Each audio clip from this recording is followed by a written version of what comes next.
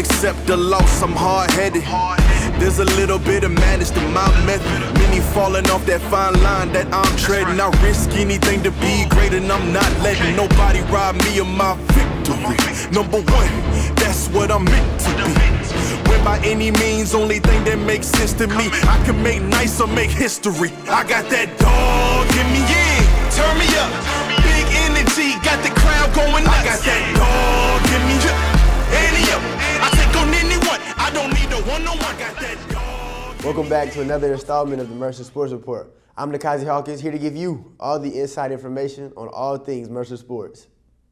When I spoke to Mercer's all-conference safety and all-time interceptions leader, Lance Wise Jr., before the last game against Wofford, he said that they were at the point where the team needs to play a complete game in all three phases.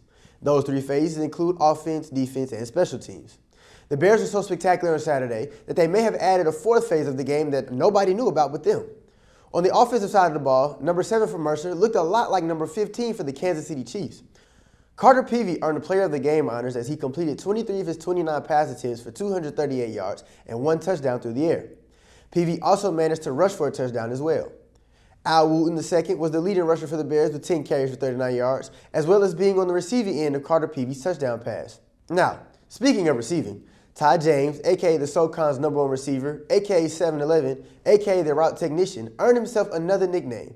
James's 5 receptions for 56 yards helped earn him the moniker of Mr. 3000, as he eclipsed 3,000 total receiving yards in his collegiate career.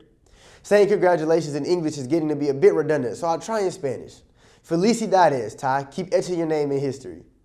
As for the other side of the ball, the Mercer defense put the D in dominant.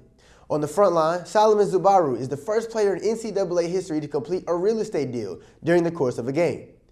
Zubaru was in the Terriers' backfield so much that he wound up taking out a mortgage back there. He recorded 2 sacks, 3 quarterback hits, a forced fumble, and played the role of Mr. Do-It-All as he recovered the fumble that he forced for a touchdown of his own.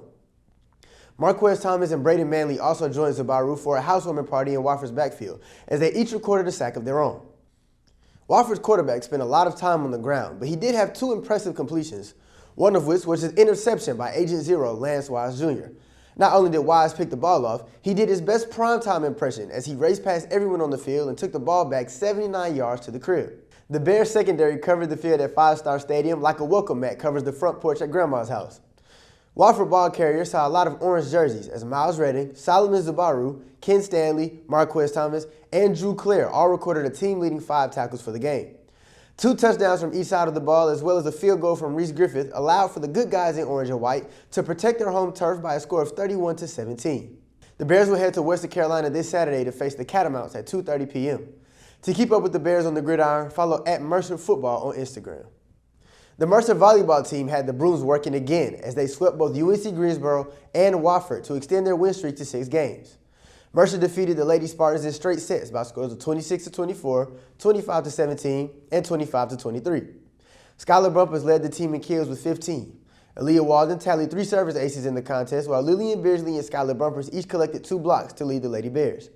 Kiera McCarless recorded 47 assists, and Abby Havilla totaled 15 digs. Against Wofford, Mercer's superheroes won in straight sets by scores of 29-27, 25-23, and 25-19. Kylie Quigley recorded a career high in kills with 21. Kiera McCarless and Carly Riley each recorded 3 service aces. Skylar Bumpers and Kylie Quigley were the team leaders in blocks with 3 apiece. Kiera McCarless tallied a team high 32 assists, and Abby Havilla's 15 digs were the most on the team as well. The Lady Bears will host Western Carolina here in Macon on Thursday and the Citadel on Friday. Both of these contests will start at 6 p.m. at Hawkins Arena. To stay up to date with the Lady Bears volleyball team, follow @Mercer Volleyball on Instagram. Switching gears to the soccer pitch, the Lady Bears soccer team defeated the Citadel on Sunday by a score of 2-0. Jada Mormon and Larkin Thomason are a duo that fit like a hand in a glove. In the 50th minute of play, Larkin Thomason assisted on Mormon scoring her 11th goal of the season.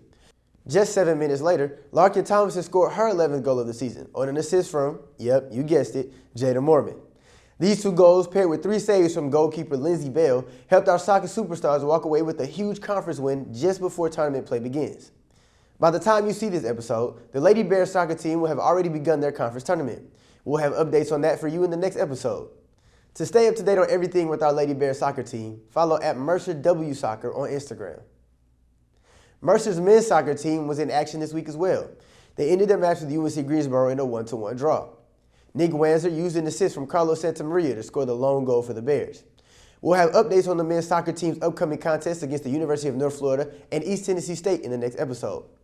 Also, I want to extend a huge congratulations to Barzi Blama on being named the top drawer mid-season top 100 freshman. Blama came in at 31 overall on the list. For all things men's soccer, follow at Mercer M Soccer on Instagram. The Mercer softball team was victorious in their last contest against Abraham Baldwin Agricultural College. They won by a score of 13-4 to remain undefeated in preseason play. Their next contest will be on November 4th when they host the University of West Georgia here at Sykes Field. To keep up with our Lady Bears on the diamond, follow at Mercer U Softball on Instagram. That's all for this week's episode of the Mercer Sports Report. I'm Nikazi Hawkins, and I'll see you next time. Go Bears!